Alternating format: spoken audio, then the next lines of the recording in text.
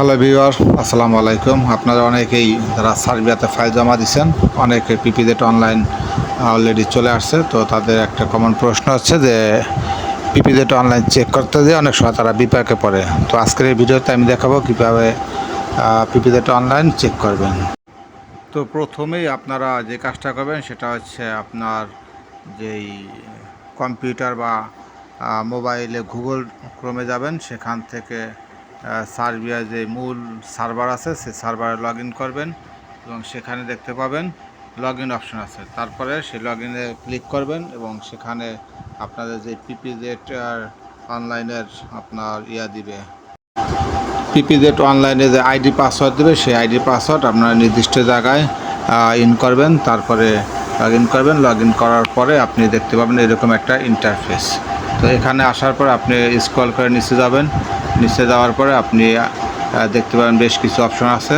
তো এই অপশনগুলো আপনি কোনো ক্লিক করবেন না, আপনার নেক্সট স্টেপে ক্লিক করবেন এবং পরবর্তী স্টেপ দেখবেন 2 নাম্বার স্টেপ আছে। এখানে পার্সোনাল ডাটা দিতে হবে।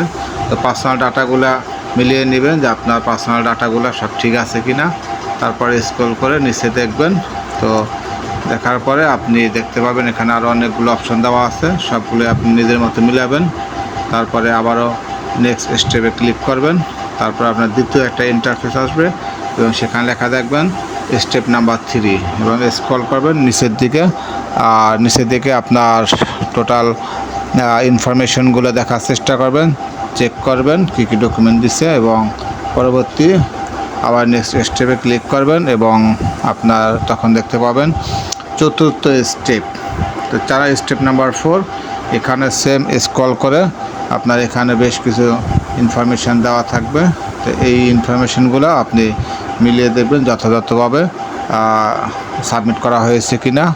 তারপরে আপনি আরও স্ক্রল করে নিচের দিকে দেখবেন। তো এখানেও আপনাকে একই কাজ করতে হবে, নেক্সট স্টেপে ক্লিক করতে হবে এবং স্টেপ নাম্বার 5 আসবে। তো এখানেও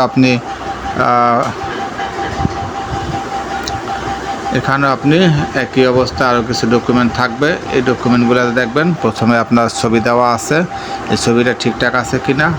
তারপরে এখানে আপনার বেশ কিছু ড্রাফট ফাইল দেওয়া হবে। তো এই ফাইলগুলো আপনি আসলে কখনো ক্লিক করবেন না, এগুলো এজেন্সির কাজ।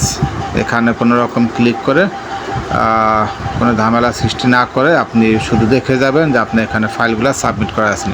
কারণ এখানে আপনার সম্পর্কে অনেকগুলো তথ্য দেওয়া লাগে, এই তথ্যগুলা ঠিকঠাক হয়েছে কি না। এবং স্টেপ নাম্বার 6, তো এই স্টেপ নাম্বার 6 আপনাকে একই কাজ করতে হবে।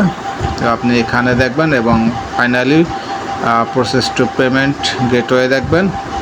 এইখানে অনেক সময় দেখা যায় এজেন্সিরা পেমেন্ট করে না। এর কারণ হচ্ছে আপনি যদি পেমেন্ট বাকি রাখেন তারা এটা করবে না। আর অবশ্যই আপনি এখানে পেমেন্ট দেওয়ার পরে তারা এটা ম্যাক্সিমাম টাইমে করে থাকেন। এখানে খুব অল্প পরিমাণে একটা পেমেন্ট আছে, এই পেমেন্টটা দেওয়ার পরে আপনার পরবর্তী স্টেপ আসবে, সেটা হচ্ছে রিকোয়েস্ট প্রসেসিং। এই রিকোয়েস্ট প্রসেসিং আসার পরে আপনার ভিসা অ্যাপ্রুভাল আসবে। এর পরবর্তী 45 দিন থেকে 60 দিন সময় নেবে। এর ভিতরে আশা করা যায় আপনার কাঙ্ক্ষিত রেজাল্ট চলে আসবে। এখন আপাতত আপনার এই ফাইলটা ড্রাফট রিকোয়েস্ট দেখাবে পেমেন্টের কারণেই, বা পেমেন্ট করার পরে আপনার পরবর্তী স্টেপগুলো চলে আসবে। তো ধন্যবাদ সবাইকে।